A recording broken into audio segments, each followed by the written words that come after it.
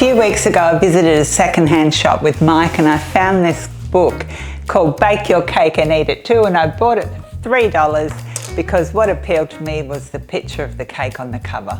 She calls it an English syrup sour cream cake, but I feel it's more like a pudding type of cake. It's actually cooked in a water bath in the oven, so it's sort of steamed. So I made it at work a few times and it received really great feedback, and today I made it again. And my heart fell because Mike didn't like it. And why didn't you like it, Mike? Well, I don't really like the taste of the golden syrup. Because? He's not familiar with it. This is my favorite. He was brought up on that stuff. And his mum sends it to him from Germany, and personally, I don't like it. So what we had today was a cultural difference, didn't we, love? Yeah, we almost split up. But if you like golden syrup, then watch this video because this cake is really delicious and it converts beautifully to gluten-free. And this is how I do it. Thanks, love. So the first thing to do is preheat your oven to 190 degrees conventional oven without a fan, or 170 with a fan. Now you'll need a 20 centimetre round cake tin and not a springform pan. That won't work for this recipe. I'll just spray a little bit of oil on it away from the camera. And this helps the baking paper stick.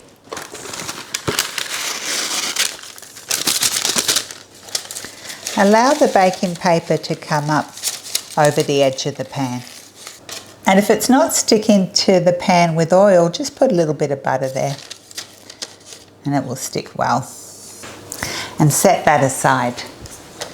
And you'll need 200 grams of soft butter, and you can just leave it out and bring it to room temperature until it's soft, or you can just sap it in the microwave, and that goes into a large bowl together with 200 grams of caster sugar.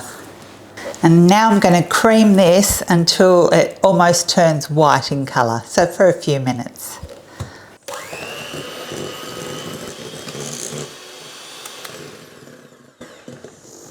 And that's creamed really well.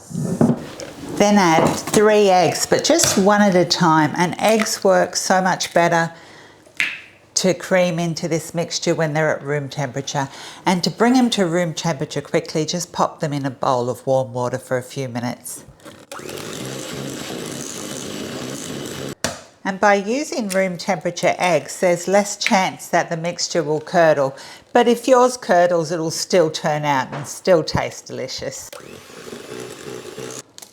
The third and last egg, and at the same time, 1 teaspoon of vanilla extract.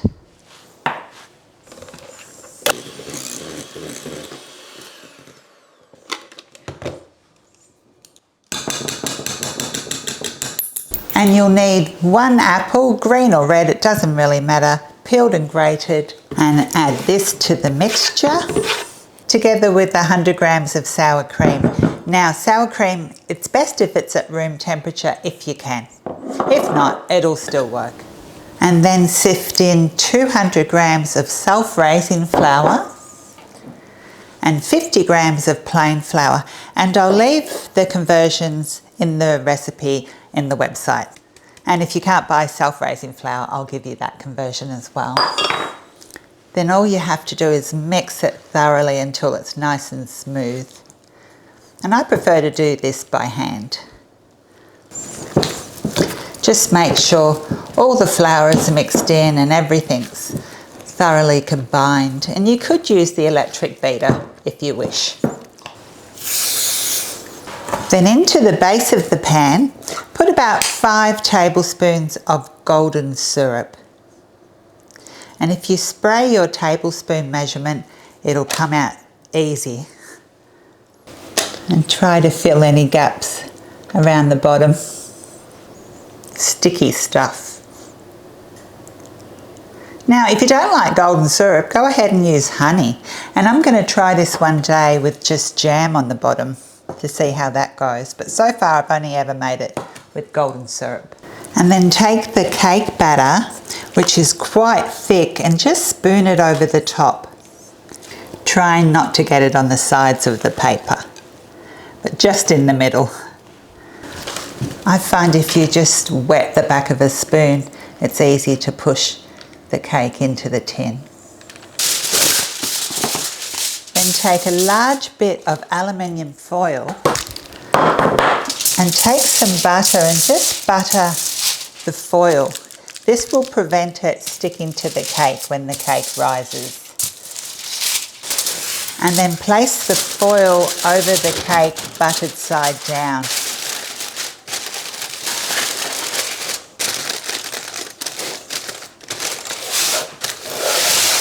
The recipe suggests tying some string around the foil, and you can totally do that, but I don't find that's necessary.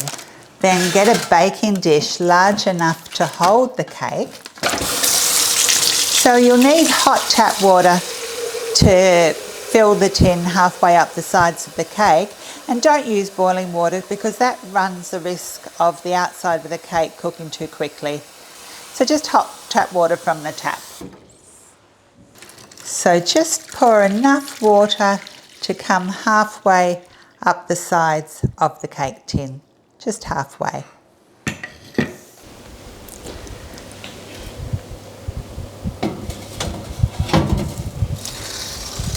And then that stays in the oven for 75 minutes.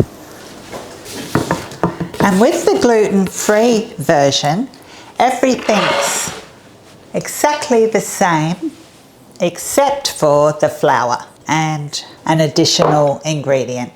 So I'm using 200 grams of gluten-free self-raising flour and 50 grams of gluten-free plain flour.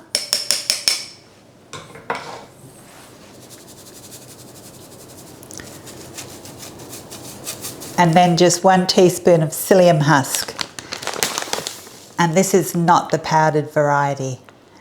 Just that little psyllium husk in baking works so well for gluten-free baked products or baked goods. And now I'll just spoon it in like the other one. I've got the golden syrup on the bottom of the tin already. And gluten-free batter like this really benefits from a rest before it goes in the oven. And this will hydrate the flours fully, reduce any graininess, and just give a smoother texture and a nicer crumb. So the other cake's got 24 minutes to go, so that's enough resting time. And then I'll pop this one in the oven. Give it a little room to rise, because it will rise. Carefully remove the pan from the oven.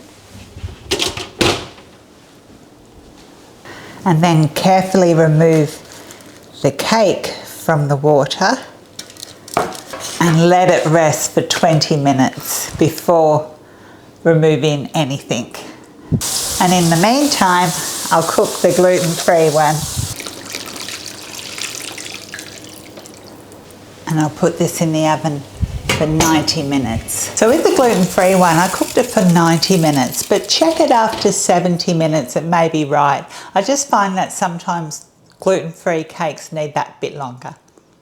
Now the first cake has been resting for 20 minutes and I've got a serving plate here. It's actually my mum and dad's pavlova cake that they received on their wedding as a wedding gift. And so that plate's over 60 years old. So carefully remove the foil.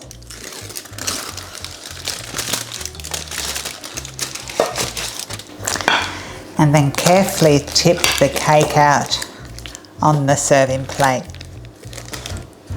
Remove the paper from around the outside.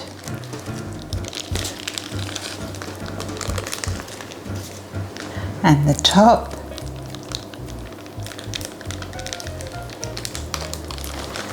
Now the recipe says to heat 5 more tablespoons of golden syrup, and you can do that over a bowl of water or in the microwave. It only takes a few seconds in the microwave, and then pour it all over the cake.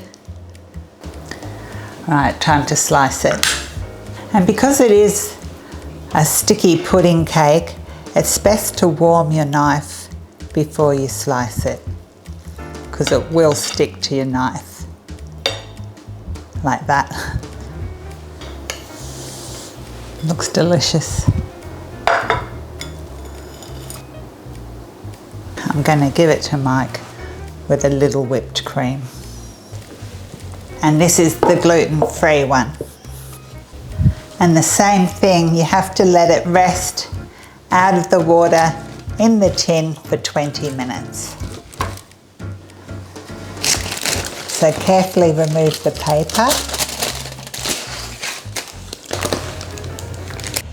Here goes.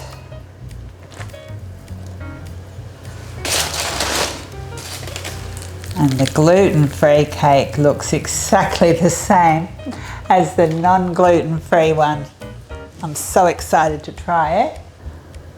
One thing I did notice is that it sort of sticks together. It's really hard to cut a piece. Maybe if I try a serrated knife, that might work. Yeah, that works better. So use a serrated knife.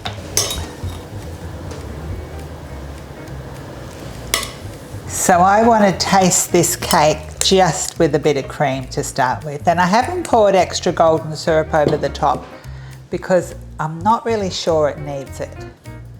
Here goes. That is so yum. I'm so happy about that. I'm going in for another bit. And now, as the recipe suggests, a little bit of warmed golden syrup over the top. And a bit of cream.